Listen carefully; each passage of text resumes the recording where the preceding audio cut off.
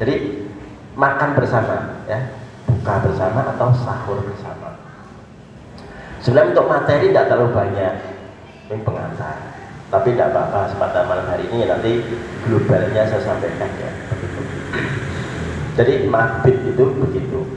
Nah, kemudian juga lebih diperbanyak nanti amal-amal ruqyah, baca Quran.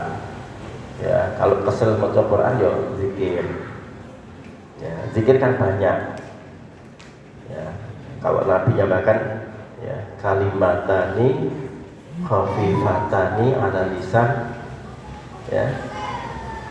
Terus menambah wasaqilatani fil mizan. Nah, ada dua kalimat yang khafifatan, ringan ala lisan, di lisan kita. Tapi saqilatani fil mizan, berat timbangannya. Apa itu? Subhanallahi wa bihamdihi. Nah, kalau Mbah Maimun Zubair ditambahi astagfirullah. Sebab kalimat istighfar itu juga luar biasa dampaknya. Ya, man lazimal istighfar. Barang siapa yang lazimal istighfar itu apa? Membiasakan istighfar, man lazimal istighfar, ya. Man lazimal istighfar. Barang siapa yang membiasakan istighfar, maka Allah akan berikan banyak 3 hal. Ya. Ternyata itu luar biasa. Jadi pertama adalah apa itu? Man lazimal istighfar ja'alallahu lahu min kulli dzikrin makhrajan wa min kulli hammin farajan wa razaqahu min haitsu la yahtasib. Barang siapa yang membiasakan istighfar, maka Allah akan berikan kepadanya 3 hal. Pertama, min kulli dzikrin makhrajan, dari berbagai kesempitan ke jalan keluar. Pernah mengalami sempit enggak? Sempit rezeki berarti sedang kantongnya. Tapi kita tuh sering menyampaikan rezeki itu duit ya masalahnya, jadi materialis kayak gitu ya. Sehat itu rezeki, duit konco, teman baik-baik ya, itu juga rezeki. Di bojo ya, sing laki-laki punya istri sholihah, itu ya rezeki. Ya, panjenengan yang ibu-ibu punya suami soleh, itu juga rezeki. Betapa ada orang-orang yang tidak mendapatkan pasangan yang ideal. Bahkan 4 orang wanita yang disebut dengan penghulu surga. Itu kalau dilihat kan ya, Rasulullah Khadijah ketemu dengan Rasulullah, ya, suami terbaik pada usia berapa? Usia berapa Khadijah? 40 tahun. Tapi memang nampaknya wanita Indonesia dengan Arab itu berbeda ya. Usia 40 tahun di sini kayak 25 tahun kayaknya. Ya betul. Ya.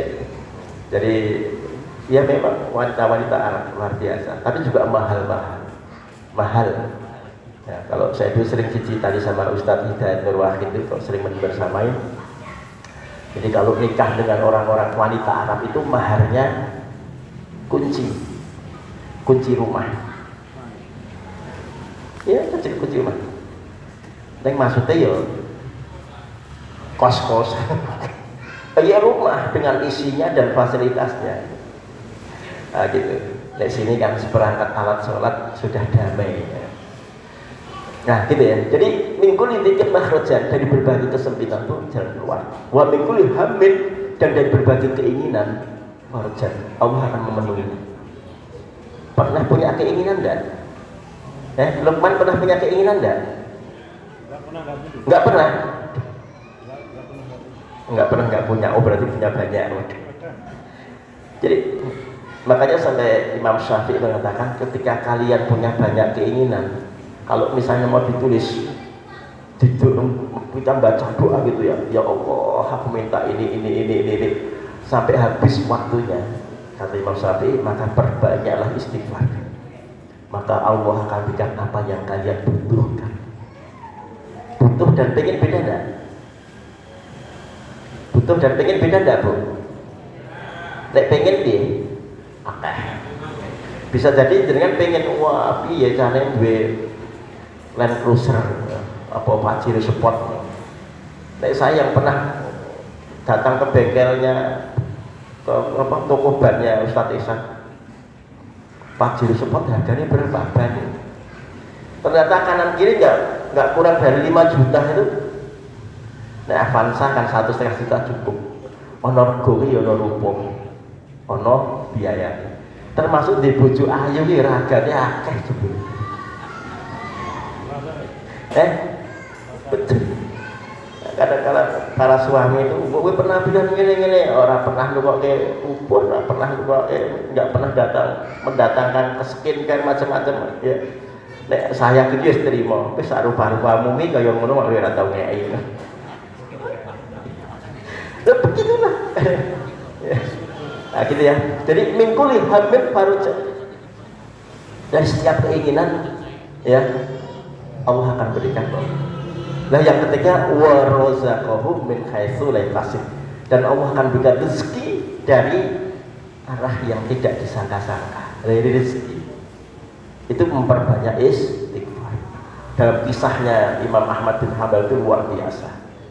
Nah, dan istighfar kan bacaan yang ringan tuh ya. Ringan, astagfirullahaladzim, astagfirullahaladzim, astagfirullahaladzim. Nah, coba man lazimal istighfar, insyaallah ja'alallahu min kulli dzikrin makhrajan wa min kulli hammin farjan wa razaqahu min haitsu. Baik, kembali ke tema ya. Jadi tentang ukhuwah. Jadi tadi saya sampaikan ukhuwah itu ukhuwah, judulnya ukhuwah dan apa tadi? Ikhlas, itu dua pilar ya yang sangat penting, sebagaimana ya Kiai Hasan ya itu menjadikan sebagai ya apa pilar ya di dalam bai'ah al-asharah. Dan terkait dengan ukhuwah itu indah ya, indah dalam bahasa, indah dalam kata-kata, tapi ternyata ukhuwah itu dalam prakteknya bukan persoalan yang sederhana. Contoh dalam konteks sirah misalnya, nah, buat saya banyak menyampaikan sirah saya. Ketika Rasulullah mentakhirkan, mempersaudarakan Muhajirin dan Ansor, itu gimana? Sahabat Muhajirin itu berangkat dari Mekah, saja semua apa ya? Butuh kipas lagi. Ya, sahabat Muhajirin itu datang dari Mekah, hijrah ke Yathrib yang menjadi Madinah Munawwarah. Itu segala yang dimiliki sampai dia tinggalkan semuanya. Yones meninggal di bojo, ada yang meninggalkan harta kekayaan dia miliki, kayak seperti Suhaib bin Sinan Ar-Rumi itu sebutkan dalam sirah, kunci-kunci yang dibawa aja ya dipikul gitu. Ketika ia di tengah jalan dicegat sama orang kafir Quraisy, ya Suhaib, mau kemana engkau? Aku mau hijrah ikut Muhammad. Benar men. Mesti aku tahu diri. Dulu kau itu dari mana? Dia Suhaib itu asalnya dari Persia. Persia itu berarti apa? Ya Irak. Kemudian dia menjadi budaknya orang Romawi pada saat saat itu jadi budak. Kemudian dia pergi atau dimerdekakan ya, kemudian merdeka, kemudian dia pergi ke tanah Mekah dan dia seorang pengusaha, kekayaannya luar biasa, banyak.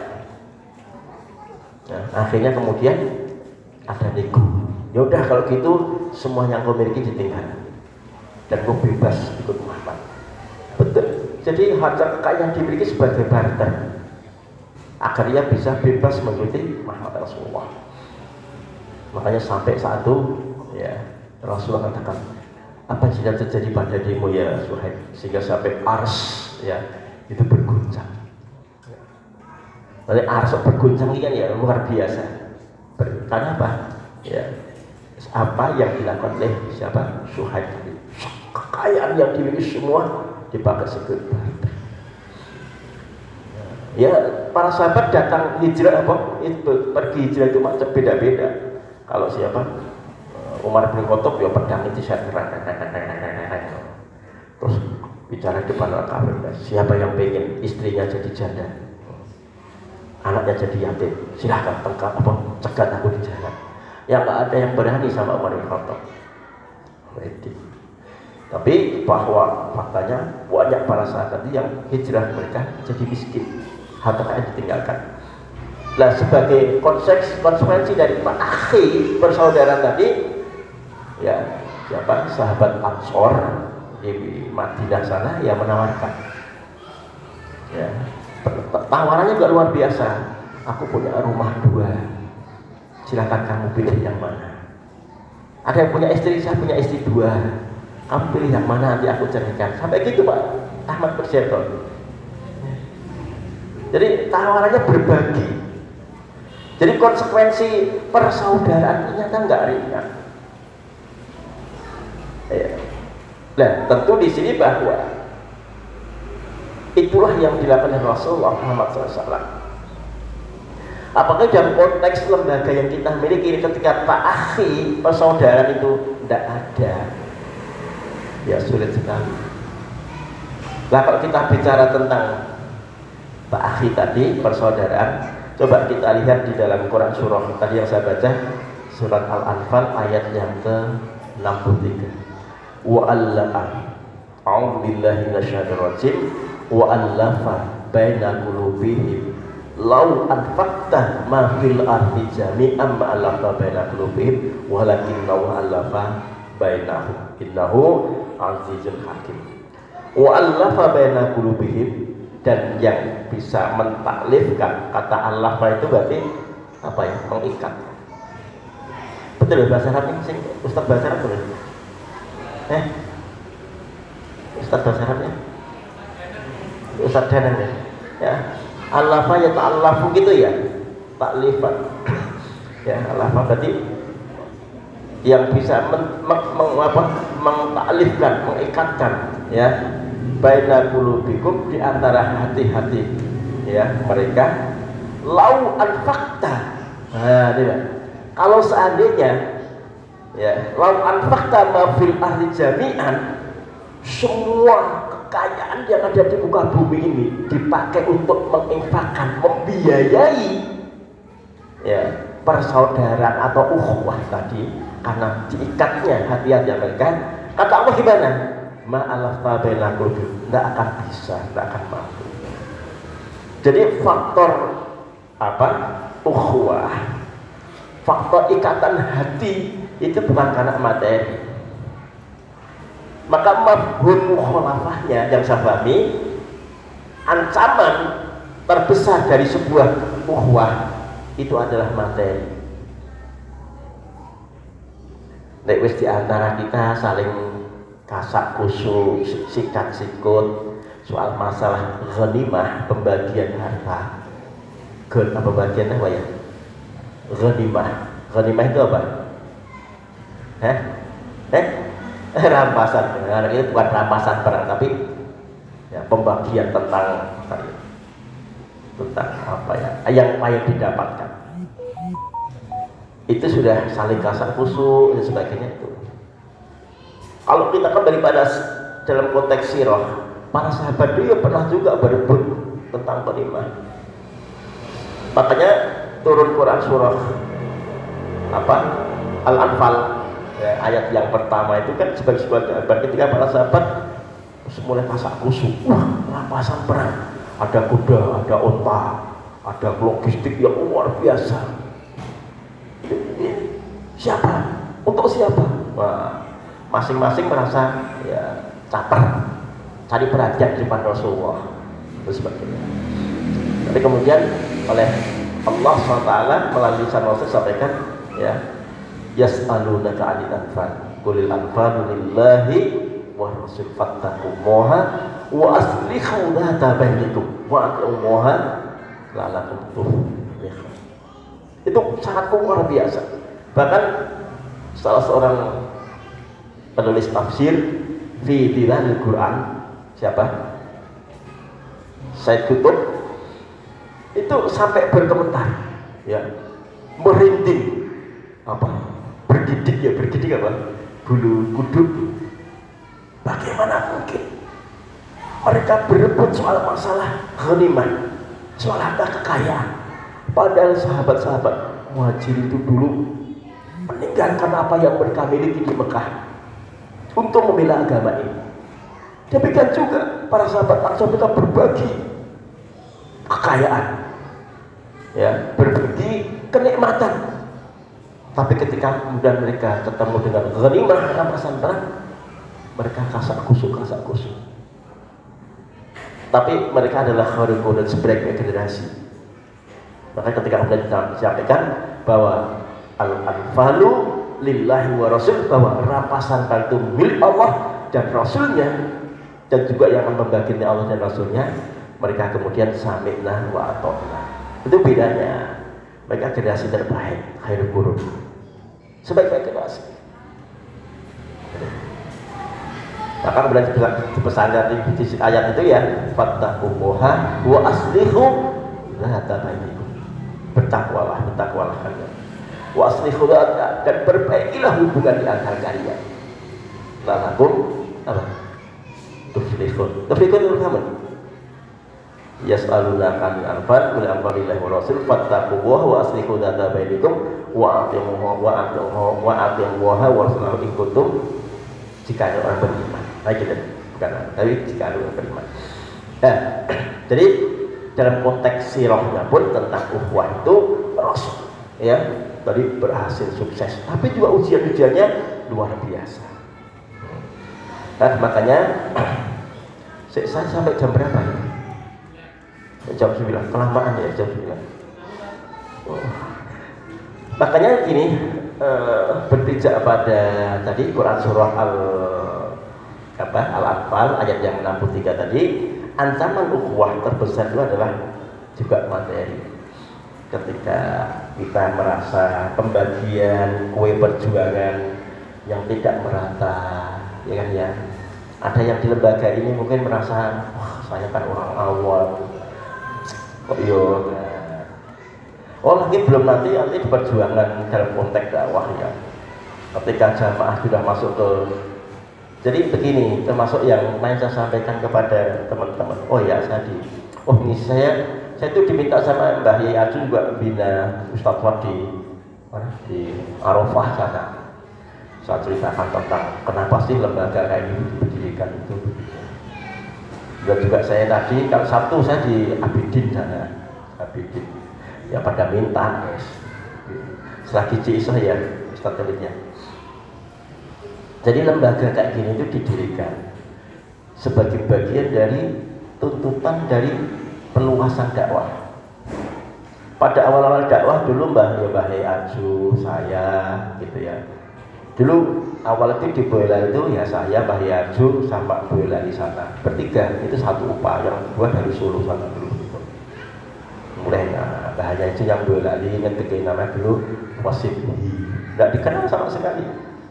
Tentang dakwah kemudian itu di Mihwar Tantini itu konsentrasi kita ya mencetak kader-kader menakhalak. Tapi kemudian kalau kita yang mengandalkan begitu, yang bisa kita rekrut ya tidak banyak, sedikit. Apalagi ya Mbah Yai Arji itu backgroundnya kan SPG, terus jurusannya BP kan ya, pengalaman di HMI sebagainya, makanya boleh SAG sampai MAG begitu. Dan mereka agar masyarakat lebih punya trust, tahu trust ya, kepercayaan. Nah, mihwar berikutnya ke mihwar Sa'bi. Mihwar Sa'bi itu ya kita kemudian banyak berinteraksi dengan masyarakat, ngisi pengajian dan sebagainya. Maka tuntutannya adalah meningkatkan kompetensi. Ya. Tapi juga kompetensi itu tidak cukup, tapi tadi agar juga kemudian kita bisa perengkuh banyak orang, itu juga butuh strategi. Kalau sekedar mengandalkan ya generasi awal-awal dakwah itu ya yang bisa dijangkau ya sedikit sekali. Akhirnya kemudian masuk ke mihwar muasasi, bikin lembaga. Kita bikin lembaga itu ya yayasan, ada yang bergerak di bidang pendidikan, ada yang bergerak di bidang iktisad keuangan, ada yang bergerak di bidang pendidikan, sehingga kayak gini ya sosial, dakwah dan pendidikan jadi satu. Supaya apa? Ya tadi lembaga ini didirikan, aspek legalitasnya jelas. Nah, orang berdatang ke sini. Ada yang menjadi guru, dan juga daftarkan sebagai murid sebab dia punya TK, SD, SMP. Itu makanya dalam konteks ini adalah bagian yang tidak bisa terpisahkan dari dakwah. Jadi makhawirud dakwah, tuntutan dakwah itu berkembang. Nah, makanya pembinaan itu harus intens terus. Bahwa kita berikan lembaga ini bagian yang tidak bisa terpisahkan dari aktivitas dakwah yang dulu pernah kita rintis. Kalau Ustadz Haris itu sampai ceritanya begini, ya. Kan Kiai Solo Tigo itu punya pesantren, muridnya gitu ya paling ya 50, itu model surga, nek suruh kuliah. Kok Pak Wakil itu ya Pak Wakil Wali Kota, Pak Wakil pesantren jenengan itu santrinya pinter. Ya kalau yang SMP, kemudian MA, SMA itu yang mondok yo 800. Oh dalan. Tapi betul. Nah, yen kula niku mung 50 mawon pasang surut Terus lah nek sing boten boding ya ditambah SD kali tambah yang nggih 1200. Wadah. Jarang pesantren ya Gus NU sih Wali Jawa Timur kan gede ya. Sana di sebelah sini. Pas sampai Ustadz Ohari itu wih dong kanca-kancamu kuwi pesantren kok itu besok muridnya aki-aki men do nolak-nolak pesantren lo saeneke ditompo termasuk ini ya. Banyak yang nolak-nolak gitu. Nah, ini Pak Haris itu sampai cerita, Masya Allah, dengan lembaga yang kita miliki, kita keluar, orang datang ke sini nyerah ke anaknya, bayar piro gelapnya, anak pulau mau didik, mau pulau wentah, pun terserah mang dadi iki napa sampe dadi wong apik ngene. Lha ini kan luar biasa. Kalau dulu kita ngisi pengajian, saya banyak juga kemana-mana gitu, datang ke kelompok pengajian enggak semuanya disangoni, banyak tidak disangoni malahan kok ya. Nah kemudian antum datang di sini bekerja di sini digaji. Makanya nanti tekan dari poin yang kedua, keikhlasan itu penting sekali. Jadi sekarang dakwah ini sudah dikelola secara profesional, ada pertanggungjawabannya. Mereka dididik menjadi secara dengan baik melalui lembaga formal agar memiliki kompetensi secara akademis. Gitu ya Pak Ahmad Pujianto ya. Tapi juga dididik mereka aspek sahsiahnya, ya, agar menjadi sahsiah Islamiyah, kepribadiannya agar punya kepribadian yang Islami melalui BPI. Lah ustadz-ustadznya juga sama. Nek logika nih, ustadz itu kan semacam ya profil dai. Di murid ini nonton guru ini carane mangan, carane melaku, carane semua itu sudah bentuk ideal gitu loh ya. Maka tuntutan tarbiyah, ya bahasa kita BPI bagi para pegawai jauh lebih penting dibanding para santri. Ini Mas Yana ya Pak Yana. Begitu. Makanya SDM boleh lebih marah-marah kalau ya perhatian tarbiyah bagi para pegawai itu kok kemudian terabaikan atau berkurang. Sebab nanti misi dakwah di lembaga enggak ada. Sampai kemarin Mbah Yaju sing Arafah sana ya, pokoknya sampai tak terus dia Ustaz saya boleh. Ya udah ngumpul saya sampaikan. Loh ini sejarahnya. Kalau yang pengen mencetak murid-murid yang punya kepribadian Islami sampai ditulis itu ya muasofatnya 10 kayak ngono kuwi. Itu kalau di dalam diri gurunya belum ada.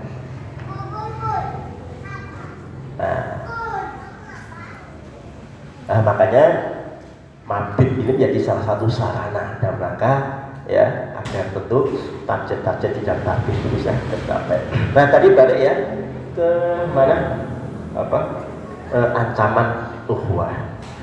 Makanya soal masalah pembagian kue itu harus kita sadari. Rezeki itu takarnya beda-beda. Kita nggak usah ngukur yang lain. Kok sampai lah kok yo si Ahmad kok itu Gus Tuling, orang itu aku ya bahaya. Jadi kembali pada konsep rezeki itu sudah ada takarannya dan juga sudah ada alamatnya.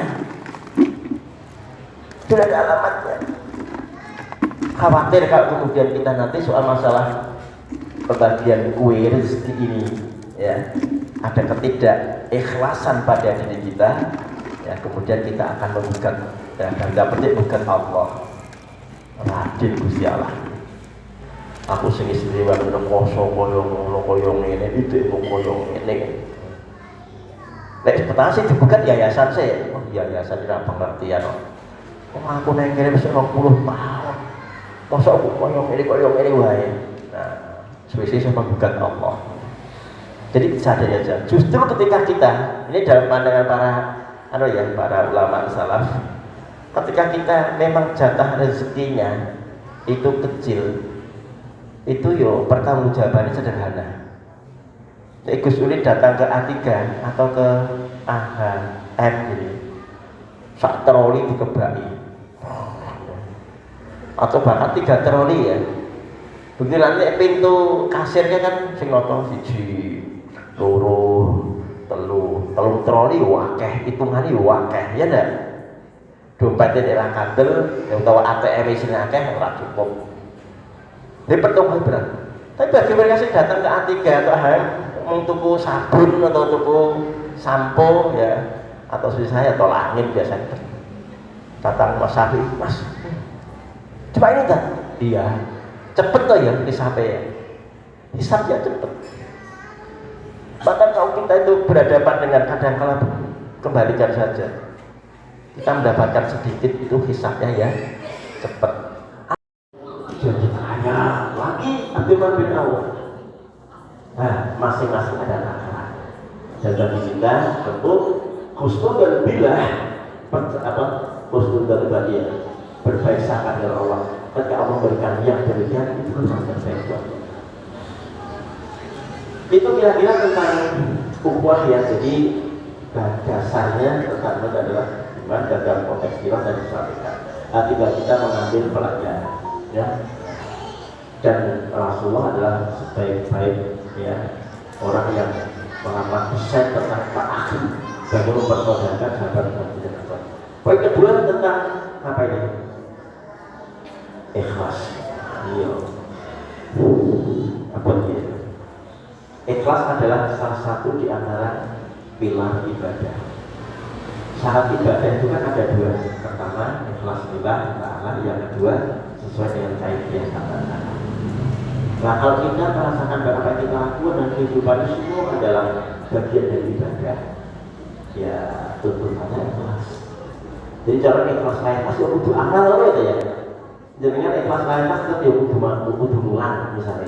Ikhlas lain pasti dia butuh datang mabit. Yang penting ikhlas tuh ya. Ya enggak? Mau rasa suatu jangan kepeksa.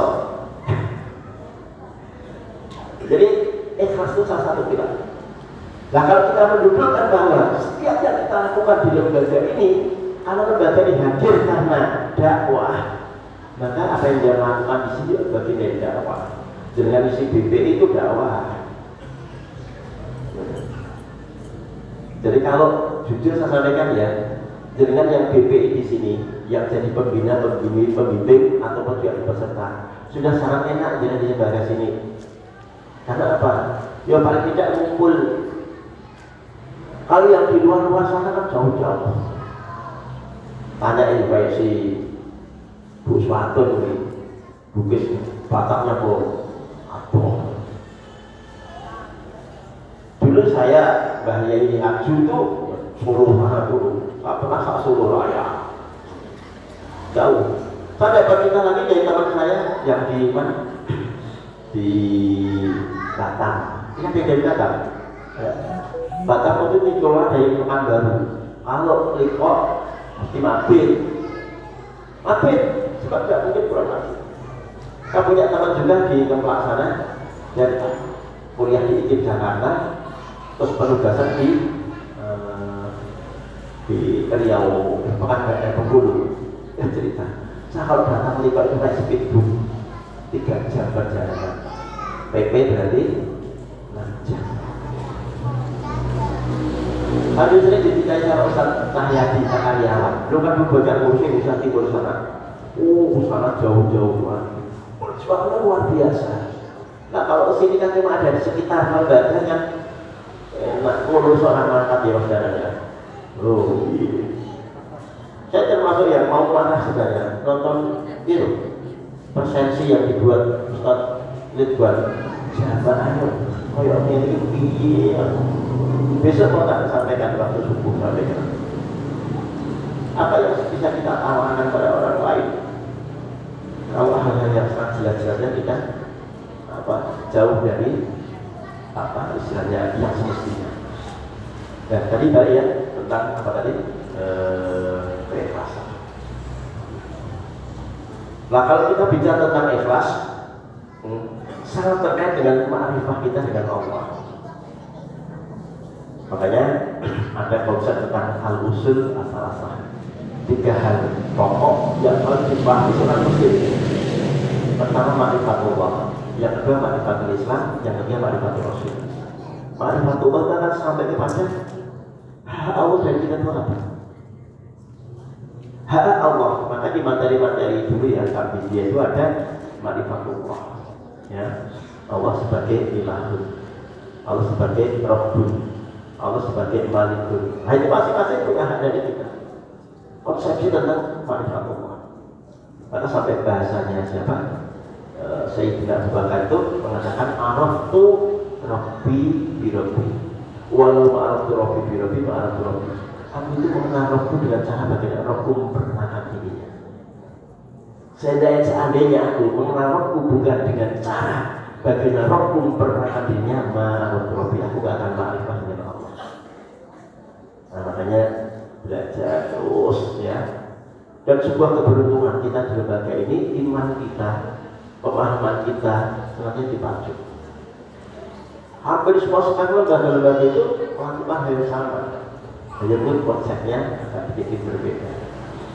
Ya, jadi tentang keikhlasan itu sangat terkait dengan ma'rifah kepada Allah Taala. Karena memang dalam sebuah hadis disebutkan ya, yang diriwayatkan oleh siapa? Imam Nasai, ya, Allah sampaikan la yuqbalu min amalin illa ma kana khalisan wa tubghiya bihi wajah. La yuqbalu Allah tak akan menerima min amal dari amal yang tentu kita lakukan illa kecuali khalisan yang kita kerjakan itu ikhlas. Ikhlas ini orang Jawa ngari kalis. Ya, kalis itu bersih. Bersih dari berbagai tempatnya. Maka ikhlas itu berat. Tapi itu harus kita lakukan untuk ikhtiar terus. Jadi termasuk ayat yang saya kita sama-sama wa ma umiru illa liya'budullaha mukhlishina lahu wa ma umiru illa, dan tidaklah kita diperintahkan ya illa ya wa ma umiru illa liya'budullaha ya, kecuali melakukan peribadatan dan beribadah mukhlishina lahu dengan memurnikan kemudian ya. Nah kemudian yang terakhir ya, bagaimana kita memupuk ya tentang keikhlasan tadi. Pertama adalah penguasaan terus tentang tauhidullah sampai kemudian menjadikan Allah ghayatun, Allah tujuan kita. Kalau kita sudah bisa menjadikan Allah ghayatun, kan kita tidak akan begitu terpengaruh dengan yang lainnya. Ini diatur. Tapi kita bekerja, kita beramal, kita beribadah, ini tujuan kita. Makanya kalau Allah ghayatuna ya, kalau dalam bukunya siapa? Si Tarbiyah Ruhiyahnya Dr. Abdul Maslak Silwan itu ya, kita akan senantiasa menyertakan muraqabatullah. Apa makna muraqabah? Muraqabah dalam pengawasan Allah. Kalau kita sudah merasa dalam pengawasan Allah itu bekerja itu mungkin nggak usah pakai pinjer, dia sobek ya. Nah, nggak usah pakai pinjer itu ya, bismillah. Pinjer itu dipakai oleh SDM dalam rangka ya mengadministrasi. Jadi kalau KBP semua rasa terus murung bantu kok. Rasah diganggu pinjer wes ya jam 7 dia makan ajar. Jam 2 ya itu pakai kampung ya. Kalau kita juga perlu kita dengan Allah Tuhan, waya dan Allahu Akbar, kaki-kaki nabi jalan masjid, ustaz perkone jokerin dan buri diri sope, isyur lah.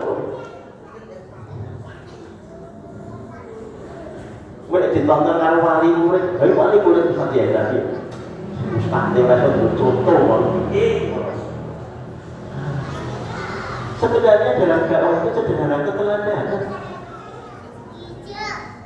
Hadis itu jelas ya, khairus sofu rijal, sebaik-baiknya sof bagi laki-laki adalah hawa-hawa depan. Jadi ya, laki ya, sebaik-baiknya sof laki-laki paling depan. Buruk-buruk laki-laki paling belakang. Oleh sholatnya tak ciri-ciri yang buri. Ada ustaz-ustaz yang buri. Atau ya, kok pilih sing sofe pangan elek. Iya, kira-kira kok ya, ganjarannya sangat ya. Oh ngawasi, alhamdulillah. Dari ngawasi alhamdulillah. Hari ngawasi telat. Biasa tak gojol kita ini. Kalau aku sekian waktu ngomong absen, ya mudah-mudahan apa enggak. Nggak nabi itu ya waktu. Pas kamu dulu, orang buku be, wah saya enak masuk di dunia apa nanti pun berani sama.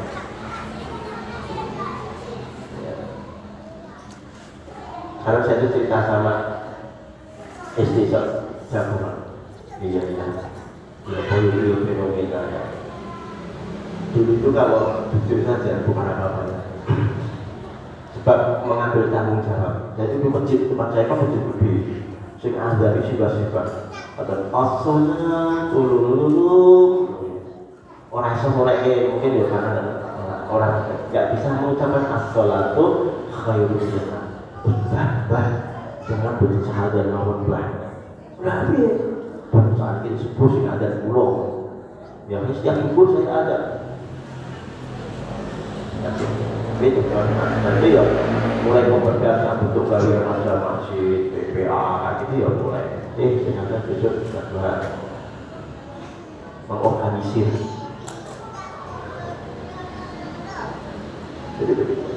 Kalau tempat saya itu masjid tempat saya itu yang ada Pak Dokter Hermanto rajin, pokoknya dari saat itu subuh kurang 10 menit ke sekitar murokat.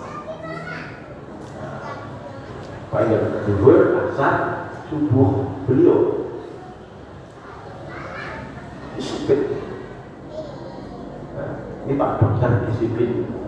Nek Ustaz orang disiplin, sholat disiplin. Tapi dokter praktek itu ketika ada maghrib, ya tutup lagi ditinggalkan masjid sholat, rampung ya balik. Pasiennya juga nunggu butuh kok.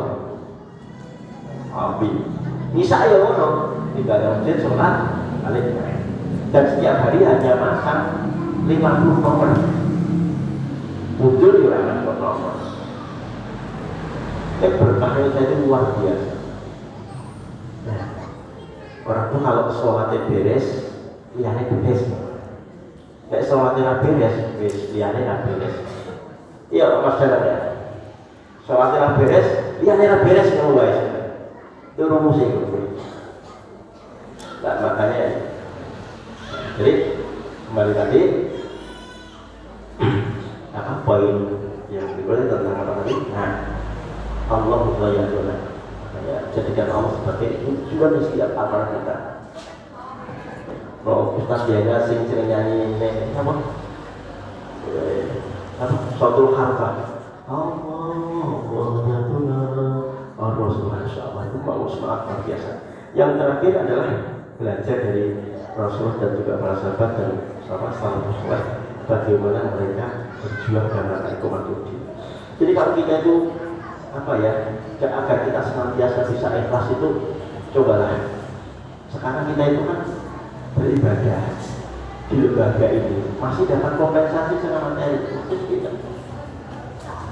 Nah, tapi kalau kita melihat para sahabat itu, ya, Masya Allah, mereka melakukan sampai berkorban harta dan juga jiwanya. Kalau kita belajar sirah, nanti kita dapati bagaimana para sahabat itu adalah iqamatuddin. Iqamah apa? Penegakan agama ini. Ya,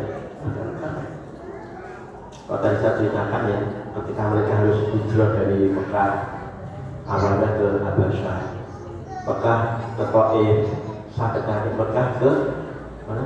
Yasin. Itu dalam rangka menegakkan agama ini. Kalau bukan karena apa yang kita lakukan, tidak tahu kita ini ketemu dengan Islam tidak. Termasuk kalau dalam konteks sejak sirah yang sering menjadi contoh bagaimana keikhlasan itu ya Khalid bin Walid. Khalid bin Walid itu kan menjadi panglima perang dan tidak pernah kalah. Tidak pernah kalah. Dia itu pengen mati di medan perang. Kan nggak pernah bisa mati di medan perang. Karena musuhnya selalu bisa ditebas. Tapi luka-luka betul-betul ada. Dan dia meninggalnya bukan di medan perang, tapi di mana? Di atas ranjang tempat tidur. Tempat tidur. Maka apakah itu masuk bagian dari mati syahid? Kalau saya yakin. Sebab Nabi pun mengatakan barang siapa yang senantiasa memohon kepada Allah kesyahidan mati syahid, maka Allah akan memberikan kepadanya ya kesyahidan meski matinya di atas ranjang. Maka sahaja wa'amid dalam kita benar wa'amid ala syahadati bisabil wa'amid ala syahadati bisabil wa'amid satu pernah punya korobi waktu ya almarhum Dr. Al-Wahidi itu hobi pertama saya dulu. Untuk kalau baca wirid Robida itu wa'amid harus sampai pulang mesti 3 kali. Wa'amid ala syahadati bisabil di ayat itu wa'amid ala syahadati bisabil wa'amid ala syahadati bisabil sampai terasa betul. Permohonan agar apa? Diberikan kesyahidan pada saat itu. Saya termasuk yang sering gini loh, kayak ada yang mimpin doa di depan ini, ada yang ada memimpin, termasuk dulu bodoh. Doa itu, kalau kita lihat dulu, tak katakan sampai kayak ini ketok mana? Kau nggak? Ya sampai juga ke ya nyadong kan? Ini menunjukkan kesungguhan doa itu loh. Nanti Ustaz dibaca doa yang kita baca tiap hari itu kita mau mintanya biar saya sungguh-sungguh lalu mau saya ini amin amin amin nggak betul sungguh gitu ya. Saya termasuk saya dengar di toko yang ada tuh Ustaz itu punya contoh ya Ustaz orang kayak contoh malah beda selain yang lain. Betul. Nah, malah itu masih contoh. Santi ngomong, Ustaz, aku Ustaz musik bro. Waktu Ustaznya suaranya dari waduh ya, pinggir ngomong. Neng buri apa kok dia ngawasi ya? Neng mau telat mau ya? Jadi neng ngawasi neng buri bahwa dia syarakat itu jangan ngawasi. Itu oleh mana? Isinya doa kan luar biasa. Untuk ustaz-ustaz, untuk mahat alimah wajah untuk dicoba pakai ngomong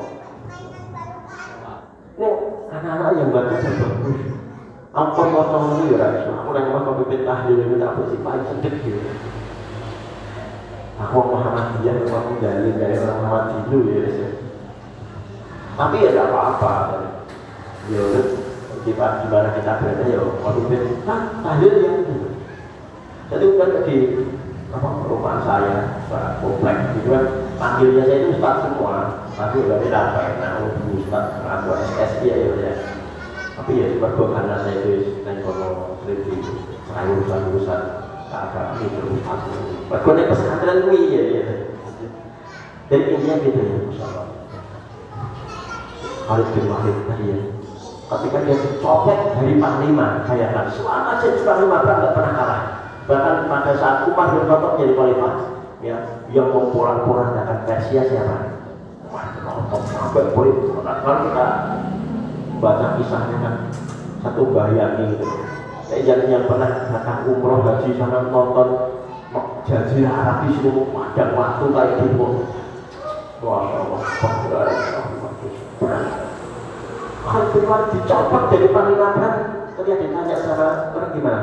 Jawabannya sangat bukan karena Allah. Sederhana ini. Lek ora awake dhewe no, kita dicopot kan harus bikin oposisi gak kelompok dhewe. Enggak. Padahal Khalid bin Walid itu kalau dari saya sebutkan dia hafalannya paling sedikit, paling tidak rajin. Kayak mungkin yang mulai itu ya orang abad dino ya mungkin anu ya. Tapi memang dia gini loh, apa ya? Orang itu tidak bisa hebat dari suami ini, itu saja. Tidak bisa hebat dari. Makanya kita mengambil amal.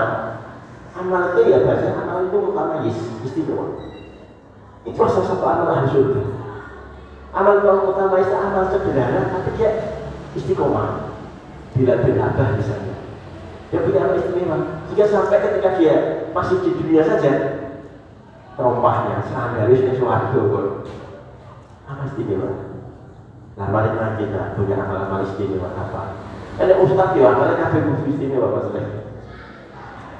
Tapi paling tidak yang sing ketok-ketok neng lho. Saya juga datang kemarin pas jam berapa, setengah 4 ya, bukan ke sini. Saya kusnudun, wah bagus sholat yang mulai kemarin kesedot. Syukur semua, 1, 2, 3 ya sholat. Tapi ustaznya di yorenek itu aja. Kisah perintah kok kan belum makan ya. Senang ini ya Pak Jalan ya.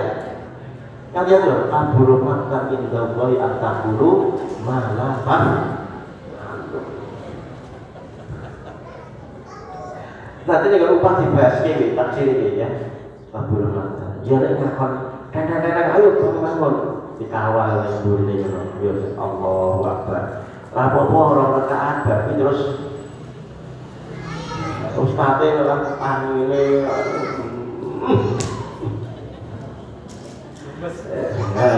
bahaya yaju sama orang untuk bahaya yaju rasanya itu ya saya kira insyaallah ya dua hal tadi disampaikan tentang kuat dan ikhlas itu dua penting yang paling sahih asal jadi ya pilar-pilar dan akan al-asar. Tapi semua berasal dari al-faham.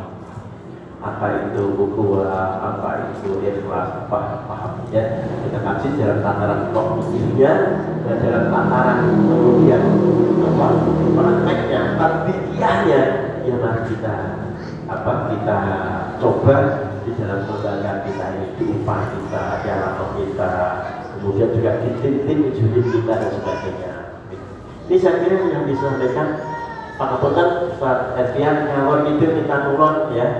Tapi mudah-mudahan apa yang saya sampaikan dengan spontanitas ini bisa kita pahami. Kalau tadi tanya pakai PPT enggak, lalu saya datang ke sini lagi tak ngocok PPT tanya ada ya. Dan tapi begini, memang kalau lebih kayak gini ini tadi kelamaan ya. Sifatnya tausiah sebentar saja, habis juga tilawah lagi, banyakin amal-amal amal rumah tidak ya, begitu. Jadi demikian saya kira. Assalamualaikum warahmatullahi wabarakatuh. Waalaikumsalam.